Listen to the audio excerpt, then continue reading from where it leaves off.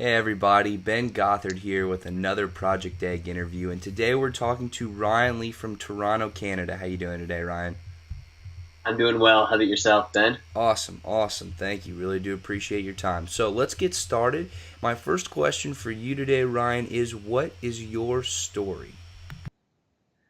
I guess my story is I was at a time in my life where I wasn't really happy. I wasn't really happy with my situation. I wasn't really living life to what I thought I could live up to. And, I was just in a position where I was just like, you know what, is this all that there is to life? Is this all that there is for myself? And then I can't remember exactly how, but I was on YouTube, and I came across a video that was kind of uh, some of the powerful words just kind of stuck to me. It was just like, in order for change to happen, you first must change, and that was really what resonated with me. And I was like, you know what? Oh, you know what?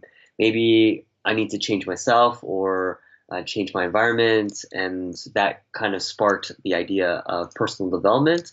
And this was in 2015, so about 2 years ago. And ever since I came across those words, I've just immersed myself in the personal development world, just through books, seminars, workshops, and all that stuff. That's So awesome. yeah. That's awesome, man. So, um, if you feel comfortable talking about this, can you maybe take us through a little bit of your childhood, where you came from, what sort of household you were raised in, and how that kind of contributed to who you are today? Yeah, for sure. So I mean, for myself, fortunately, uh, I, I grew up in a middle class family, so um, it's not like there was never enough. There was always more than enough, but it's just the mindset behind. I guess my parents. It was just more so uh, work, or sorry, go to school, get good grades, so you can get a good job, and you can be just like us. We can be kind of have enough, right? It wasn't anything special. Uh, my parents always would say, turn off the lights, finish your food, just kind of with that sort of mentality.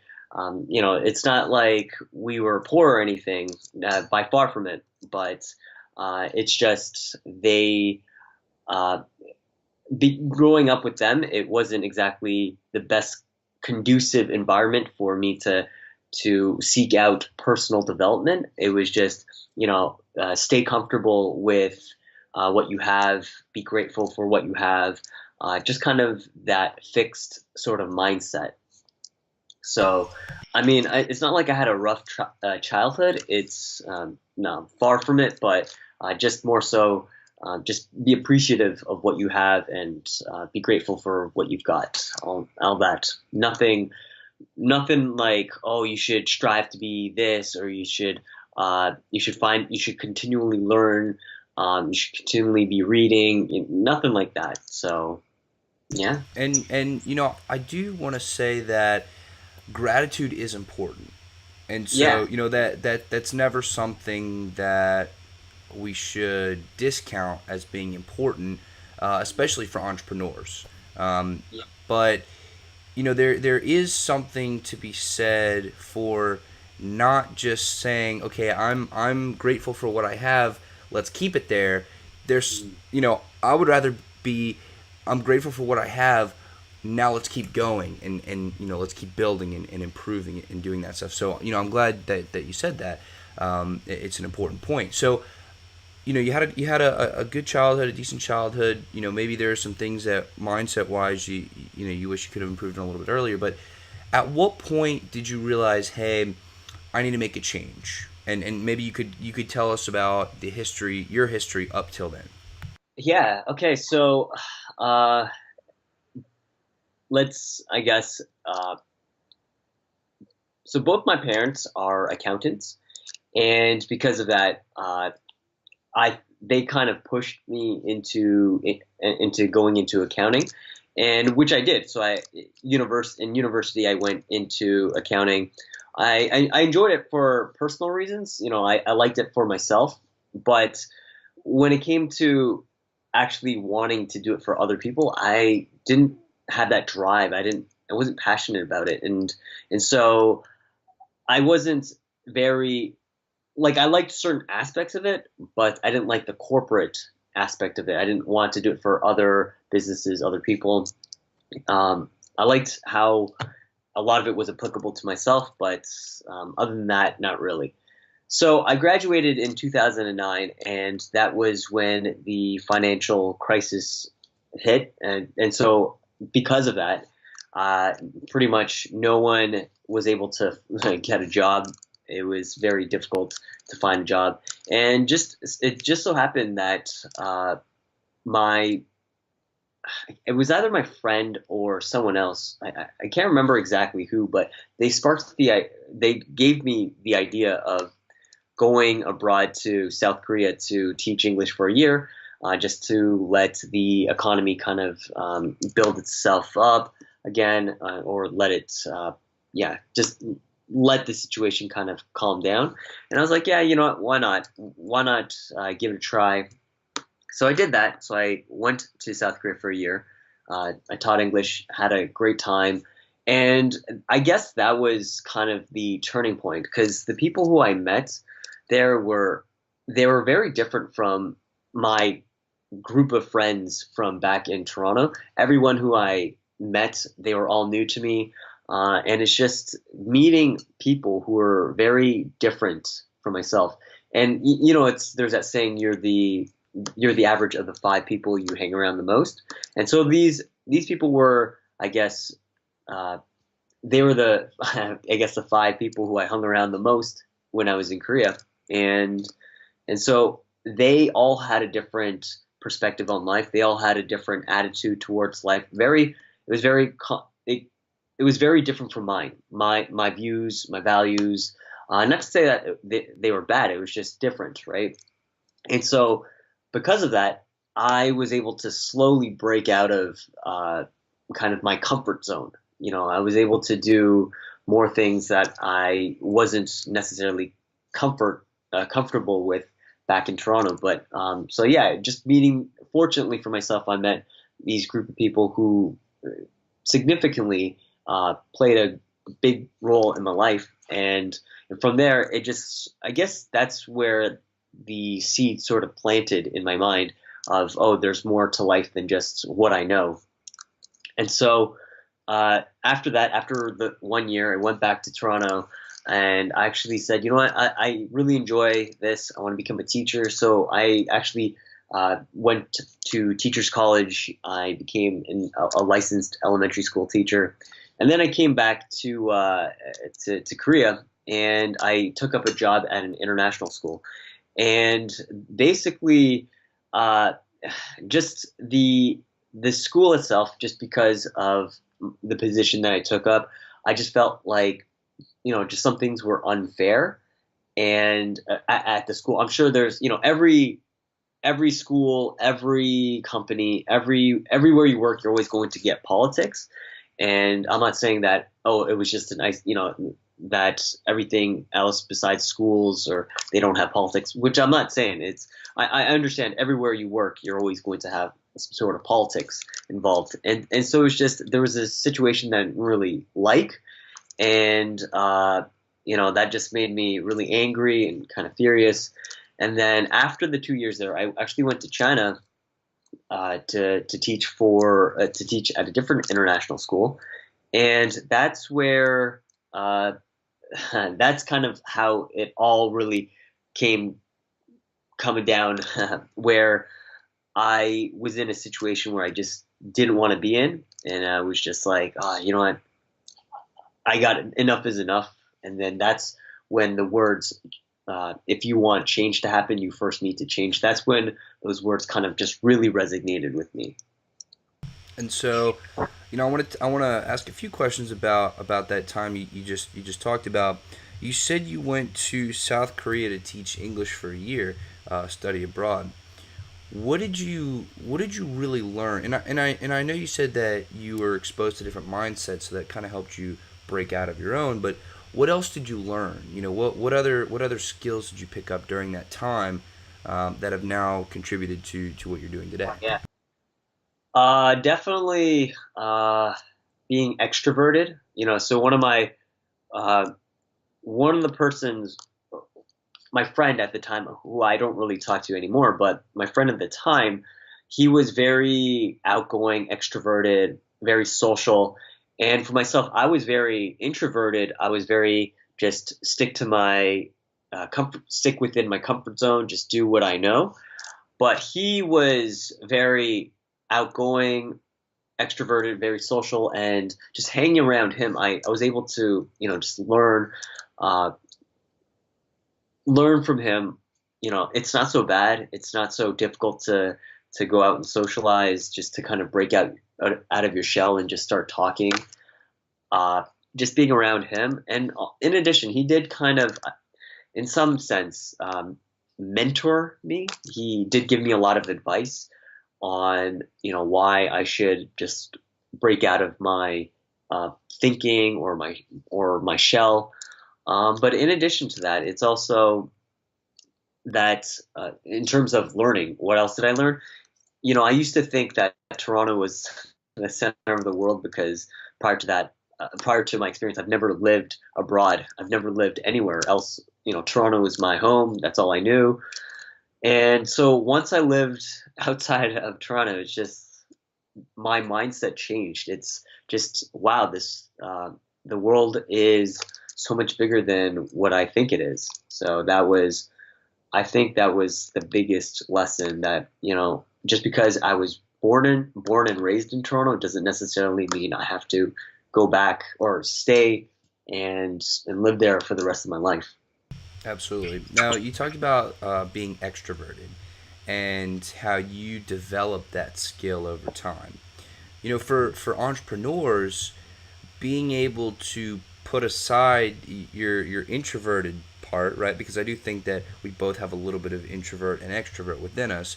But when you're an entrepreneur in crunch time, sometimes you have to put that introverted side up, you know, to the side and really let that extroverted piece of you shine. What advice would you give based on your experiences to help somebody let that piece through and really develop that extroverted side? Yeah. So every book, every video, every seminar that I see um, on, just kind of taking action or breaking out of your shell, they all say it's very important to your success. There's this other day, the other day I was watching this video. It's a clip, maybe a 2 minute clip that Grant Cardone, he's a real estate investor, a big salesperson.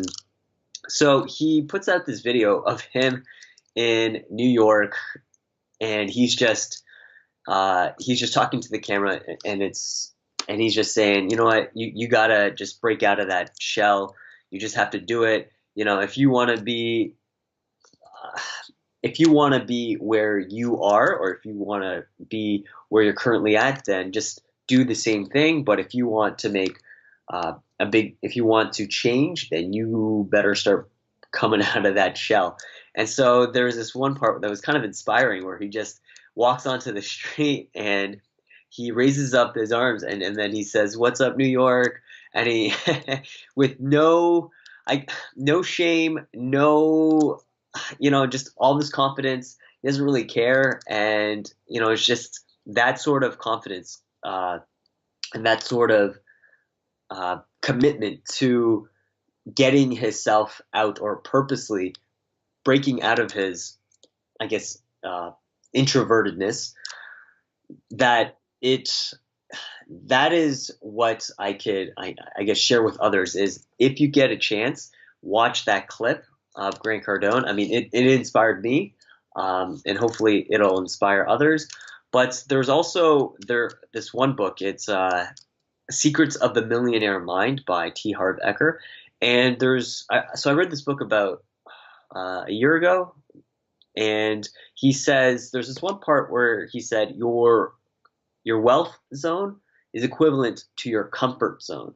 And when I read that, I was just like, oh, it kind of stretched my mind. It really made me think about, okay, if I really want to become wealthier, or not just with money, but with, maybe with friends or health, I gotta get comfortable with the uncomfortable.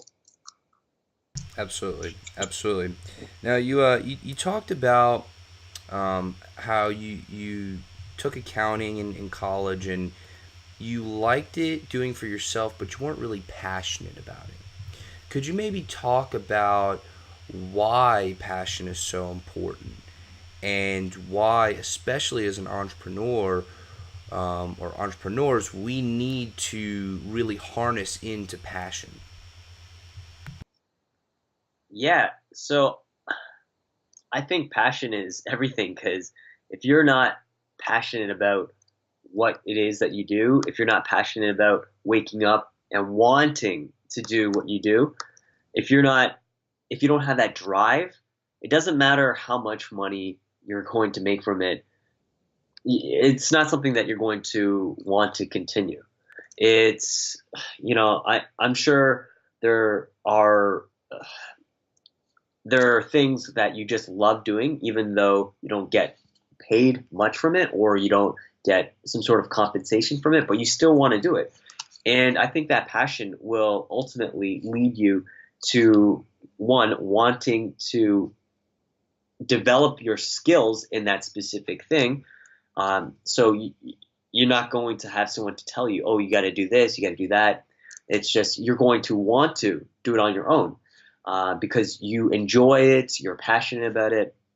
And the second thing is, when you are passionate about something, it's just you'll think of other ways to just expand your mind in that certain, with whatever it is that you're passionate about. So whether it's learning, or whether it's meeting other like-minded people, or if it's just connecting, doing things for others for free, then yeah, passion is so important, I think.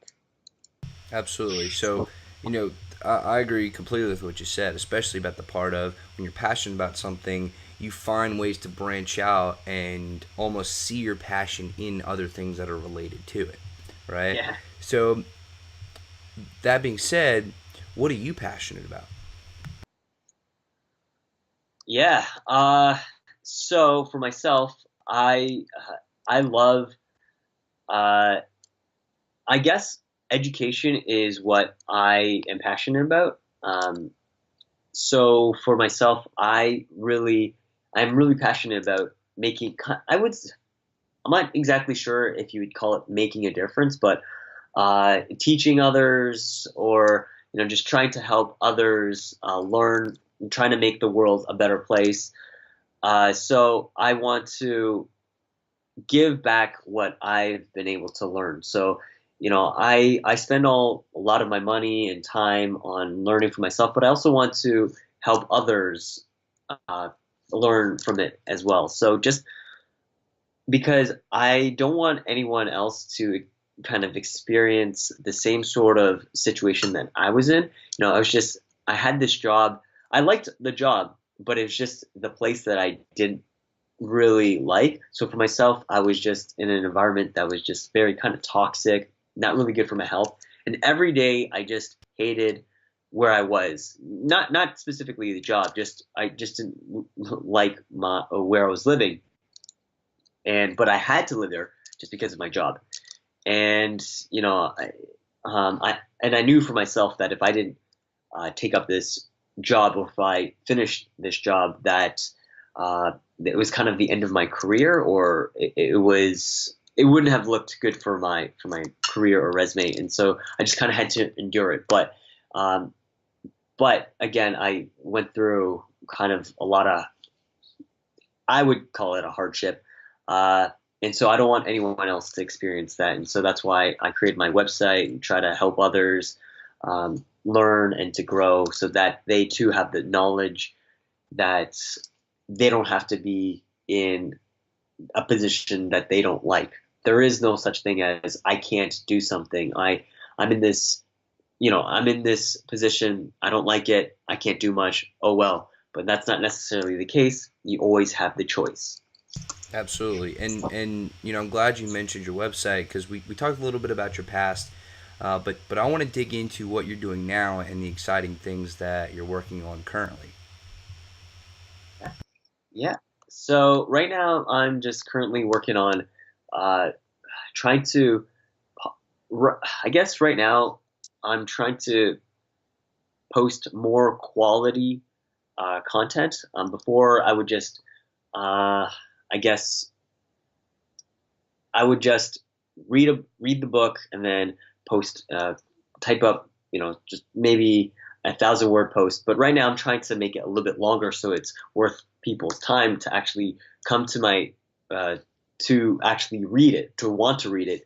Uh, so right now I'm just devoting more time to trying to make better posts or longer posts, better content, trying to break down the points just so that people can really just extract as much as they can with as little as time as possible. And I know people are really busy with reading. For myself, I learned how to read quickly, and so I felt, I kind of feel obligated to help others who aren't as who don't like to read but are stuck. But I just want to give them that hope that it's just because you can't read, or you don't have the time, you can read the stuff on my site and then just kind of get the quick Coles notes, and hopefully something that I write or talk about sparks that uh, interest in personal development, or sparks the idea that you can change, you can make your situation better. So Uh, I don't mean to cut you off, but take a step back, if you will, and pretend nobody has heard of your website, and I'm sure they have, but maybe you could tell us what your website is and the purpose of it, and how you got started, and exactly what you're doing with it. okay, yeah. So I first, so I started this. I started my website just kind of about a year and a half ago, and it all started with just Facebook posts.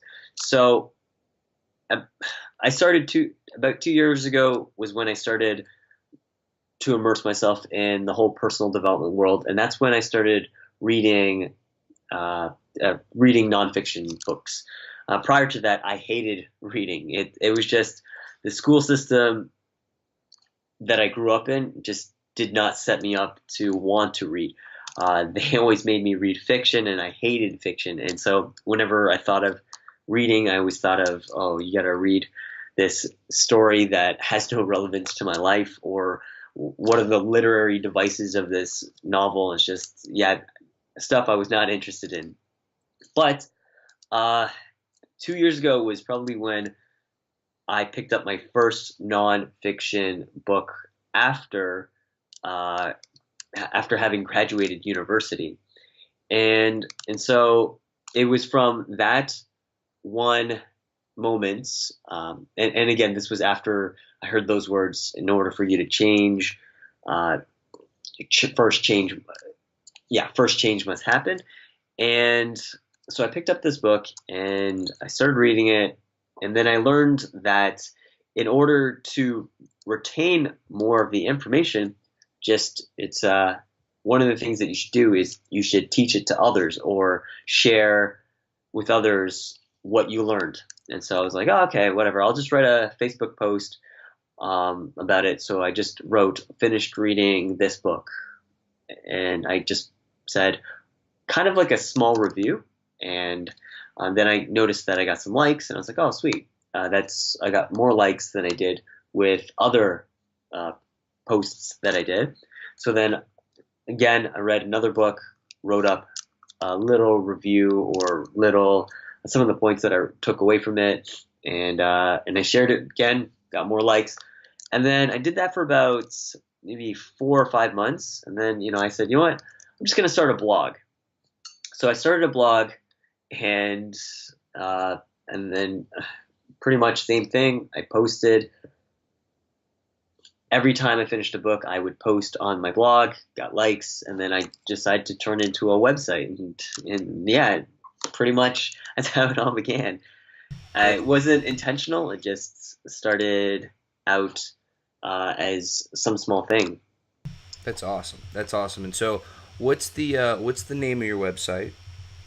It's books takeaway. Bookstakeaway.com. Yeah, yeah. Oh, so that, yeah, I guess yeah, yeah. So yeah, the the site is bookstakeaway.com. Sorry. Yeah. No worries, no worries. And so, what you're doing now is on that is you're helping people to save time by teaching them what's in the book itself, right? That's correct. So basically, I'm extracting the main points from the books to give it to the readers, just so that they are able to say, okay, you know what, this is that's what this book is. That's what this book is about. I now know what this book is about. I mean, because if you look at any book, nonfiction, they only, I mean, yeah, most books will only have a certain number of points to them, uh, but in a book they'll have maybe three, four, or five really good points, right? And so that's kind of what I'm doing. I'm not trying to teach everything. I'm just trying to take the big points that I thought were important and just kind of write them up and share with my readers what those big points are. I mean, if you want the whole thing, uh, I'm probably not the person to go to. But if you want the main points, right? So I don't give a summary of everything. I just give uh, the main points that I thought were important. So there'll usually be about 4 or 5 or 6 main points. Absolutely. And so, do you see yourself now in your situation? Do you see yourself as more of an entrepreneur, as more of a book reviewer, as a blogger? You know, because as we go along on our entrepreneurial journey, our image of ourselves change. So how do you see yourself given what you're doing now? I guess it would be.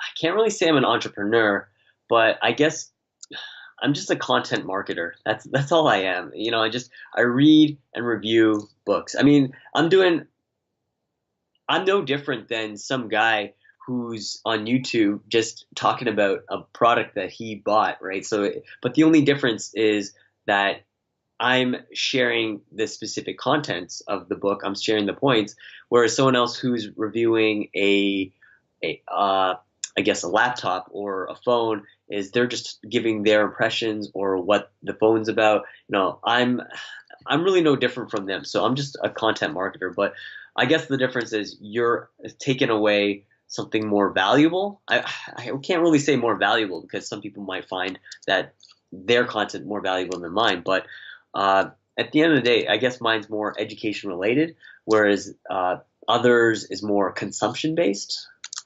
So at the end of the day, I'm just a content marketer with the intention of educating others on how to uh, better their situation. That's all. Yeah. And being a content marketer and educating others and trying to provide value to other people, that's definitely entrepreneurship. So, I wouldn't count yourself as not an entrepreneur. Doing what you're doing. You have your own website. You have your own blog. You are providing value to people. Your customers per se are the people who are your readers, are your community, and Uh-huh. that in and of itself is very entrepreneurial. So, I might challenge you to start thinking of yourself as an entrepreneur as well. Just from our conversation, but you know, doing what you're doing and given the path that you've been down so far, where do you want to take this? What's the long term goal for books takeaway? That's correct. Yeah. Yeah. So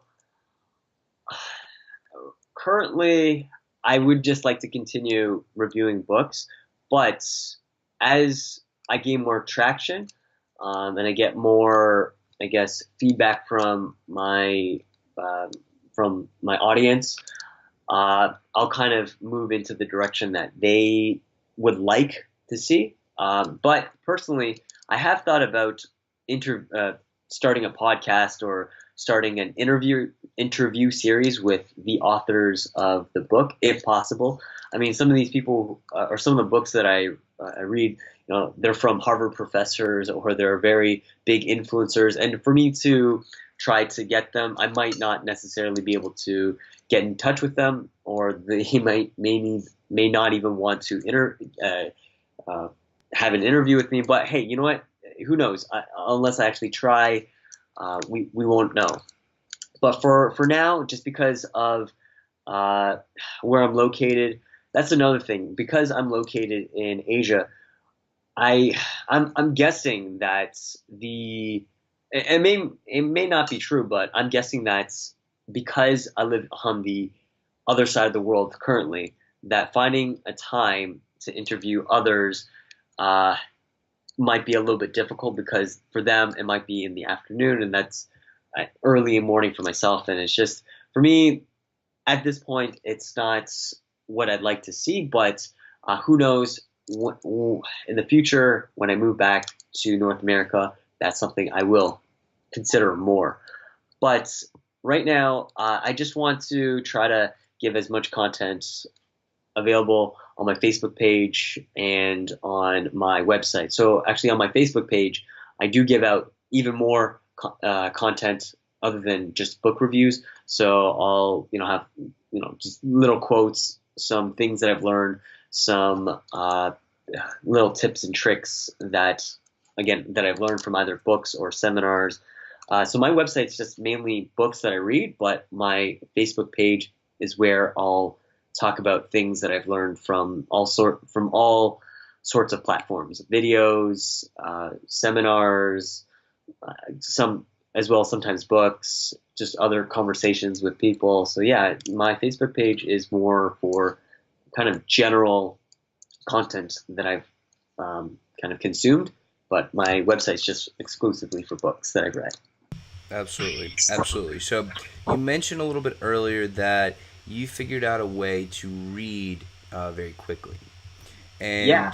and one of the names of the game of entrepreneurship and this show in general is to provide value. So let's add some value to this call. Maybe give a little bit of insight on how people can read faster, how they can consume and retain all that information more effectively and efficiently. Yeah. There's so with reading faster, I actually took a course on how to read faster, and I would say just like anything else, your yeah, just like anything else in life, it takes practice, right? So it's not like, oh, there's this secret formula or magic bullet that's just going to instantly allow me to read faster, which is not the case because for myself, I've put in the time with the exercises that I've learned, and basically the exercise is, I don't know if there's a specific name for it, but uh, what you would do is you would time yourself. So what you would do is you would read for 4 minutes straight, so you would read a certain amount of text as much as you can in 4 minutes at a normal speed, right? So you read that at a normal pace for 4 minutes. And then what you would do is you would mark your positions. You'd mark your beginning and your ending position. And then after, you would read that for 3 minutes. You would go back to the beginning and read that all for 3 minutes. You're reading the same amount of text, but this time in 3 minutes. And then uh, after that, you would do it in 2 minutes. And then after that, you're going to do that in 1 minute. And so basically, the whole point of this exercise is to train your eyes to move quicker, right? So a lot of us, we grew up learning to read with our fingers, word by word. So that's one of the things. And when we read, we do something called subvocalization, and that's basically we're saying the words in our head as we read it. So it's like, oh, this is a cat, right? So we're reading with our mind versus reading with our eyes. And so that's what the whole point of the exercise is that when you read with your eyes, your you train yourself to cut out that subvocalization and you just read with your eyes. And your eyes can actually process a lot more than you think you can. So that's the whole point of the exercise. It's when you read the same amount of text but in shorter amount of time, you train your eyes to move faster and to recognize the words just as quickly. So I mean, again, this takes practice. It takes some time. For myself, in the beginning, when I was reading at 2 minutes or 1 minute, the same amount of text, I had no idea what I was reading, but that's okay because in the beginning you're not going to feel comfortable, right? Like in the beginning, everything feels uncomfortable. So yeah, that's the whole idea. But after a while, you'll start training your eyes to be able to move faster and process what you read faster. So there's a lot of other things, and I actually talk about that in my guide that I created. And so I have a guide on how to read faster. That's something that I talk about. But there are other factors that play into how you can become a faster reader. And how would somebody get this resource of yours? Yeah, so on my website, it's all on my website. There's a tab. It says "Read Faster," and that's where I created a digital guide on how to become a faster reader. And it's not just a rehash of the program that I took. It's basically a compilation of all of these strategies that I've learned from many other people. So I've learned from books, I've learned from seminars, I've learned from videos that I've watched, and it's just I took what I thought worked for myself, and I didn't take everything from this one person or this person.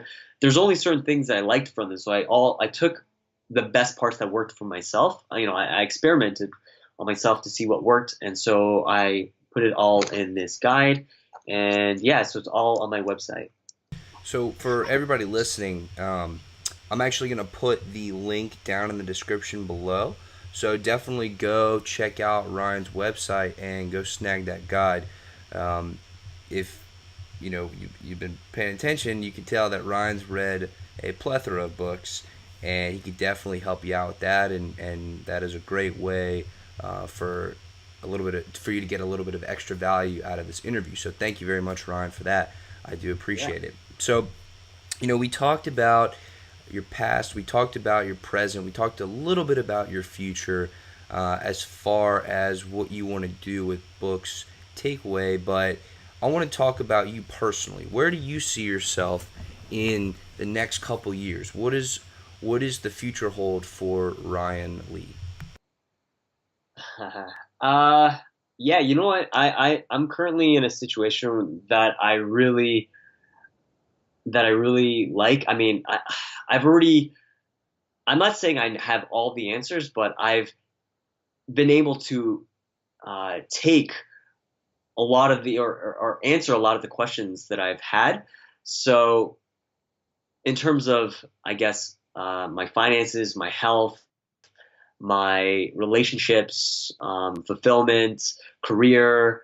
A lot of these questions that I had on just kind of um, life in general, they've been answered. So I'm not saying I know all the answers, which is I'm far from that. I'll always continue to learn, but now that I have that kind of stepping stone, I'm now in a position that I enjoy going to work. I enjoy waking up and wanting to live life. Uh, but I guess for the next couple of years, I don't really see much of a difference for my life other than just I guess more growth in myself in the value that I provide to others. I'll be living healthier. I'll definitely be living. I'll be wealthier. I mean, I'll have more uh, streams of income, or passive and active streams of income coming in. I'll have great relationships with others, and I'll be, I'll be happy. I'll be in a place that I'll actually want to be in. So yeah, that's the plan for 2 or 3 years. I don't really see much of a change because I'm in a position where I enjoy my environment. I enjoy everything that I have. Yeah. So not much of a change, just a little bit. It's I'm expanding in myself as an individual for the better. Absolutely, absolutely, and I'm glad to hear that you found and kind of a point in your life of contentment, of happiness, right? Because Yeah. at the end of the day, regardless of what you're doing, if you're not happy, it's time to make Uh, the change. But yeah. Yeah. you know, from the book guy, from the book reviewer, the one who has read and reviewed so many books, and who's now starting to teach people how to read faster and improve their learning. What would you say are either the top three or top five books that you've read in your lifetime? Okay. Wow. Okay. Top five.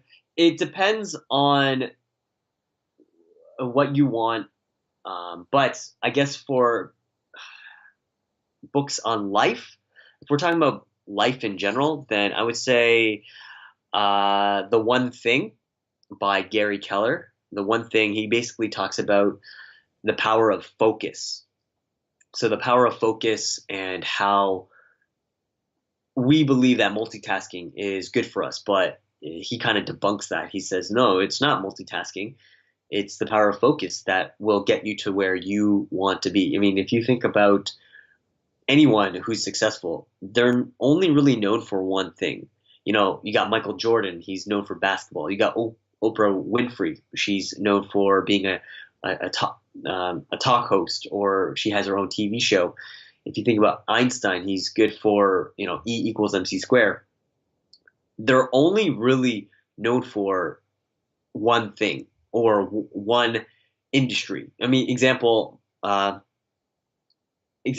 Michael Jordan. He tried to play baseball and he wasn't really good at it, right? So he's so basketball was his one thing, right? You'll have other people who say, I can do many things. Yeah, you can do many things, but you won't be a master at it. You won't become the best that you can be if you focus just on one thing. So the one thing is one of my favorites, uh, The Power of Focus. Okay, and the second would be The Magic of Thinking Big. So Magic of Thinking Big, it just talks about how your mindset is so important. And I love the introduction. And he basically says, there's a salesman and he's doing 5 times more than everyone else. And why is that? Why is he doing so much more than everyone else combined? And he says, "What, is he smarter than you?" And then by our tests, no, he's not. In fact, he's just average. Is he 5 times better looking than everyone? And everyone's like, no, I don't think he's good. Does he have 5 times the better territory than everyone? And everyone's just kind of like, no, I don't think so. So then it was just they ask all these questions. So if nothing about him is really 5 times better than all of the rest of you, then why is it that he's able to do 5 times more in sales? And then he just says, well, he thinks 5 times bigger. And I thought that was just really amazing. So your mindset. So this book, Magic of Thinking Big, it's a book on mindset, but it's also a book on life. So I really liked that. Uh, the third, this one is kind of business or finances oriented, and it's Robert Kiyosaki's Rich Dad Poor Dad. He just talks about how if you want to get out of the middle class life or get out of that sort of fixed mindset on finances, then you got to do all of these certain things. You got to start becoming an investor. Investor, as in you take your money and put them into assets that produce income rather than just blowing away your money. So I thought that was really, I mean, a lot of books on investing, they kind of talk about the same thing, but it was just him who was able to write it in a way that really, that I really resonated with. So that was a third. It's not, so that one's a book on money and a little bit on life. The fourth, I would say, is Grant Cardone's Sell or Be Sold. He just talks about, even though the name is, it sounds like it's a book on selling, and in some sense it is, but he also talks about how selling is needed in all parts of your life. Doesn't matter if you're selling a car or you're selling a cell phone, you're selling dishwashers, whatever. I mean, you're always selling to someone. You're going to be selling to your wife.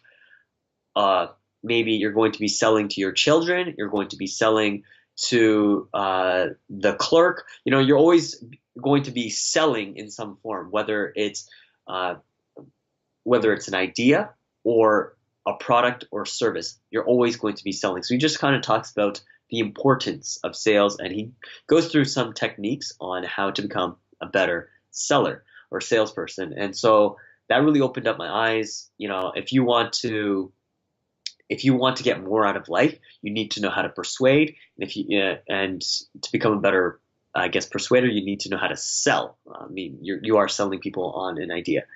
And then the last one, I would say, the last one is, I would say it's the Millionaire Fast Lane. I forget the guy's name, but MJ DeMarco. Yeah, that's right, MJ DeMarco. And this book, it's one of the very first books that I've read, and it was recommended to me by my friend, one of my good friends. And he said, "Oh, I just finished reading this book. It didn't really change his life, but he said it was an amazing book." And so I read it. It's a book on business and life, and basically, if you look at the three types of people and how they're living financially, that's he breaks it down so well, and that you could be living like most people who are just blowing away their cash, or you could be like some people who, save, example, 10% of their check and then a paycheck, and then take it and invest it. Or you could be like the people in the fast lane who start a business and then become super rich. And the book is about him and how he started as an entrepreneur. He was a no one, and he saw some person with a Lamborghini, and he built up the courage to just ask him, "Hey, what do you do? How'd you make your money?" And then that just kind of started from there, and how he became successful. So that book gave me a lot of hope. It's just like, oh wow, he can do it. He was a no one. Based on what I read, he said he didn't exactly live in the best, or he didn't have the best environment growing up. And so I was thinking, you know what, my childhood sounds better than his, and how come he's able to do more than I am? I'm not living up to my potential based off of him. Like, I know it's not good to compare, but I'm just saying maybe I'm not living up to my own potential. I'm not saying, oh, I got to beat him. I'm saying, oh, you know what? If just based off of this person, and if this person's able to go from nothing to something really big, then why can't I? Why can't I go from, I guess, a middle class to whatever, right? So that book gave me hope and gave me a lot of insight on how to grow yourself. That's phenomenal. So, I really do thank you for giving such a good, in-depth recommendation list. Now, have you ever considered writing a book yourself? At this point in time, probably not, but that doesn't mean in the future I won't be writing my own book. I mean, uh, I just feel like I don't have enough content or knowledge to be able to write a book. I mean, see, the thing is with books, there's a lot of fluff, there's a lot of research that gets put into it. And for myself, I'm not that type of person to write fluff, to write stories. I'm more of a, these are the facts. Here's what you need to, here are the main points. I'm not going to write a story.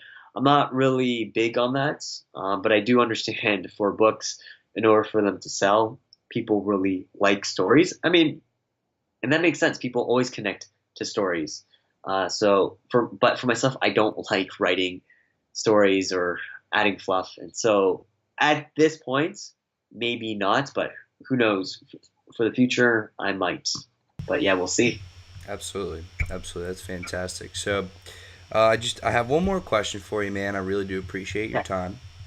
Uh-huh. Um, but is there anything about yourself that you think is an important part of who you are that I did not ask you about today? In other words, what did I miss? Ah, that's what did you miss? Let me think. That's a as a I don't know. It's really difficult because it's kind of, is it self-serving to say I'm humble? Because or is that kind of not um not being humble by saying I am humble? I, I don't know. I mean, that's really difficult to say. It's just I'm just being who I am, trying to help others, just trying to make this world a better place, just trying to make it better than it was, and yeah, just trying to help the quality of people's lives. I was once in a position where I didn't like my environments and I felt trapped, and I don't want anyone else to feel that way. So that's exactly why I'm so fueled to write this stuff and hopefully gets into the minds of people and say, you know what, I can better my life. Even if it means taking my own time to write it up, that's fine. I'm totally fine with that. I love educating others. I like making a difference in other people's lives. It's just really intrinsically rewarding when people say, "Oh, you know what? Thanks for writing up that post," or "Thanks for uh, letting me know about that." Just or I liked your that book review. It was awesome. It just feels good. So it's very intrinsically motivating. Even if I, I mean, I make I make no pretty much no money from my website, other than from the sale of my guide or yeah. But other than that, it's not. I don't really make much. But I like doing this, so it's just I want to help others in one way or another. Absolutely. That's fantastic. So, if anybody wanted to reach out to you and maybe they have more questions or they just want to connect, what would be the best way that they could do so? Yeah, so you can email me at bookstakeaway at gmail.com. I don't have an official like Ryan at bookstakeaway.com. No, my website's very simple. So yeah, just email me at bookstakeaway at gmail.com, or you can check out my website at bookstakeaway.com. I have a YouTube channel as well, and I also have a Facebook channel. It's Facebook and the backslash books takeaway, and that's actually where I provide even more content, so more and exclusive content. So if you're interested in if you like my stuff and you want more, then yeah, please like the page so you can get notifications of whatever it is that I upload or post up there. Fantastic, fantastic. So all of those links are actually going to be in the description below. I encourage everybody to connect with Ryan. Great guy. He can teach you a thing or two about learning and reading and all that good stuff. And definitely head over to his blog because it could save you some time and you might learn a thing or two. So, anyways, Ryan, it has been an absolute pleasure to have you on the show today. I really do appreciate your time and the value that you provided. And to everybody listening, I just want to say thank you. I get a little bit sentimental at the end of every interview, but I really do appreciate everybody that's listening, and I appreciate all the support that you've given so far. You are the reason that we do this. You're the reason that this all happens, and so I want to thank you for that, and thank you for staying with us. So this has been another Project Egg interview, and we've been talking with Ryan Lee from Toronto, Canada. Thank you so much. Have a good All one. right, yeah. Thank you, Ben.